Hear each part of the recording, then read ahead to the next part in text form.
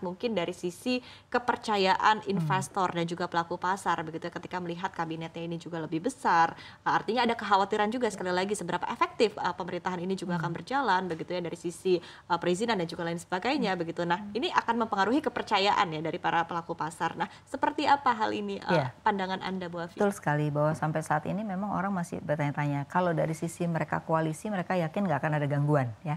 Artinya untuk ke DPR nggak ada masalah, tapi problemnya adalah sejauh mana APBN kita yang 3.600 triliun itu mampu untuk membiayai satu tadi kabinet gemuk, yang kedua adalah kemauannya kan besar ya untuk makan gratis, makan siang gratis itu 800 miliar gitu. Jadi mereka masih melihat banyak sekali yang tidak produktif APBN yang digunakan gitu. Sehingga ini pemerintah harus bisa meyakinkan bahwa dengan APBN yang terbatas ini memang pemerintah tuh yakin bahwa ini akan membuat masyarakat itu nanti meningkatkan pendapatan. Karena orang melihat pendapatan yang nggak meningkat itu akan juga membuat investasi akan turun gitu loh. Nah ini kan belum kelihatan arahnya kemananya. Walaupun orang mengatakan bahwa ini loh makan gratis nanti akan membuat multiplier efek di setiap daerah karena nanti itu tidak akan dipusatkan kan. Tapi di daerah-daerah itu akan menggunakan UKM-UKM untuk bisa menanganinya gitu. Tapi sejauh mana itu bisa meyakinkan? Orang tuh nggak yakin. Biasanya kalau udah distribusi banyak korupsinya kan gitu ya.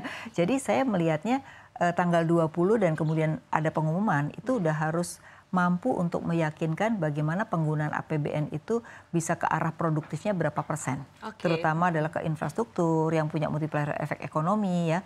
Kemudian juga bayar utang itu seperti apa? Karena kan 2024 sampai 2025 sampai 2027 itu hutang jatuh temponya besar. Nah, itu juga harus disampaikan apa pemerintah mau ngapain nih gitu ya, sehingga dengan keterbatasan APBN apa yang dilakukan pemerintah itu meyakinkan investor dan pelaku pasar bahwa APBN kita masih sehat. Karena orang tuh sangat takut APBN kita nggak sehat karena mereka tuh banyak investasi di SBN kan gitu.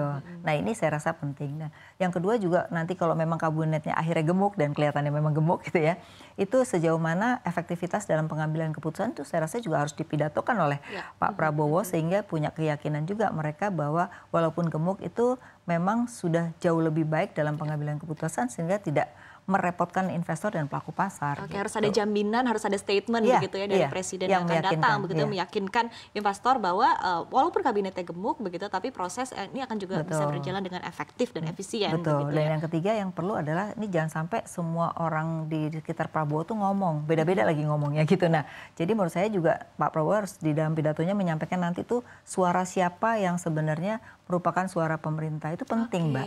Karena kalau orang melihat oh ini orangnya Prabowo ngomong gini, oh ini Prabowo. Jadi orang bingung. Ya, itu sekarang sudah muncul di berbagai investor bertanya tentang hal itu. Oke, strategi komunikasi ini juga penting begitu untuk pemerintahan yang akan datang.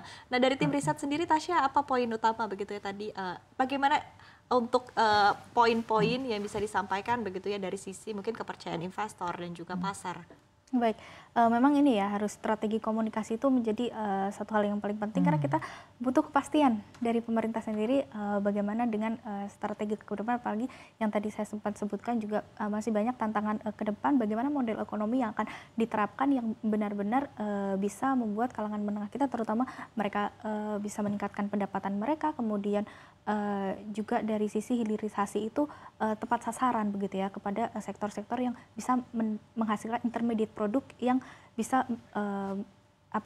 ke demand side itu tercapai dengan tepat sasaran begitu karena kan sejauh ini kita mengalami terlalu banyak supply gitu ya apa yang kita mau karena seperti nikel saya sempat turun harganya itu kan efek dari kita terlalu banyak produksi ayam seperti telur juga yang dari pangan juga terlalu banyak produksi juga dan harganya juga sekarang masih berusaha untuk berjuang ke kembali normal gitu. Jadi itu yang perlu diperhatikan menurut saya.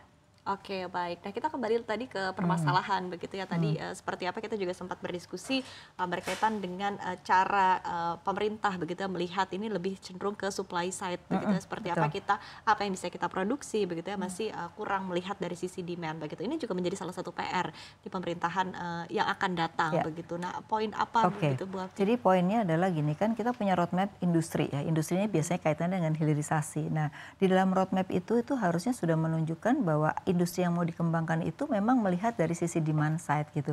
Jadi bukan apa yang kita punya aja terus kita jual, tapi bahwa apa yang kita punya itu mau dijadiin apa supaya ada demand-nya gitu. Jadi jangan terburu-buru membuat kebijakan semuanya harus dihilirisasi, belum tentu. Di mana negara pun kalau mereka melihat bahwa demand-nya belum di sana ya dia nggak akan lakukan gitu. Tapi kalau memang ada demand yang intermediate produk tadi, itu yang mereka lakukan. Sehingga akhirnya pasarnya jauh lebih banyak dan kita juga bisa meningkatkan ekspor supaya rupiah kita bisa lebih stabil kan gitu lah.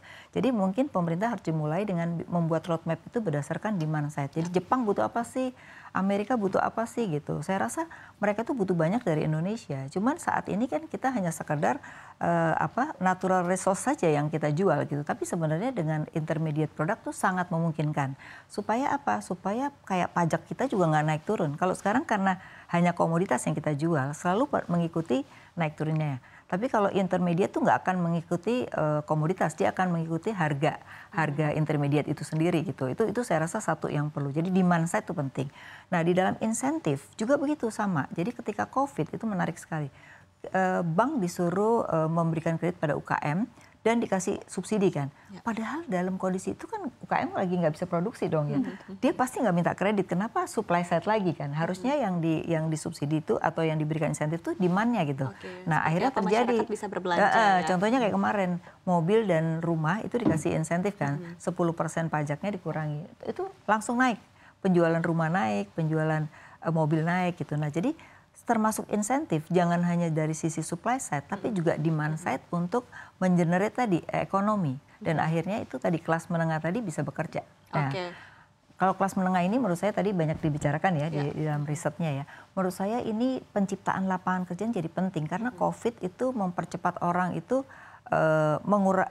pekerjaannya menjadi berubah gitu kan. Orang yang tadinya offline sekarang jadi online semua, pendidikan juga gitu, hampir semua sektor. Sehingga pemerintah harus mulai melihat bahwa orang-orang yang terkena dampak atas COVID dan karena teknologi ini perlu apa sih gitu mereka ini. Sesuai dengan apa kompetensi mereka, sehingga kalau itu terjadi maka akan terjadi penciptaan lapangan kerja gitu.